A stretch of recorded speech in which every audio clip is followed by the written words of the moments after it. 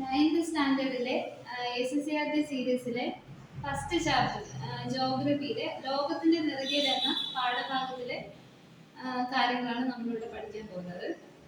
ഇപ്പം അതിൽ തന്നെ കാണുന്ന ഫസ്റ്റ് ഭൂപ്രകൃതിയുടെ അടിസ്ഥാനത്തിൽ ഇന്ത്യയെ അഞ്ചായിട്ട് തിരിക്കാം.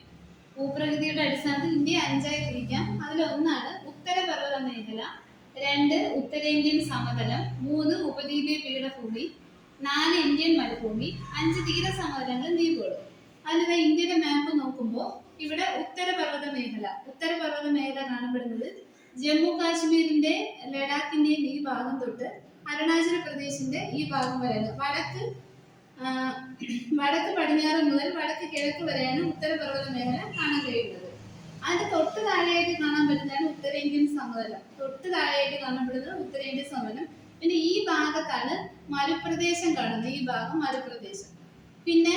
പിന്നെ കാണുന്ന മധ്യഭാഗം കാണപ്പെടുന്നതാണ് ഉപദ്വീപീയ പീഠഭൂമി. ഇതാണ് ഉപദ്വീപീയ പീഠഭൂമി മധ്യഭാഗം. പിന്നെ കാണുന്നതാണ് കിഴക്ക് പടിഞ്ഞാറ് തീരപ്രദേശങ്ങളും ദ്വീപുകളും കാണപ്പെടുന്നു. അപ്പൊ ഇവിടെ പടിഞ്ഞാറ് ഭാഗത്ത് പടിഞ്ഞാറൻ തീരസമതലവും കിഴക്ക് ഭാഗത്ത് കിഴക്കൻ തീരസമതലവും കാണപ്പെടുന്നു.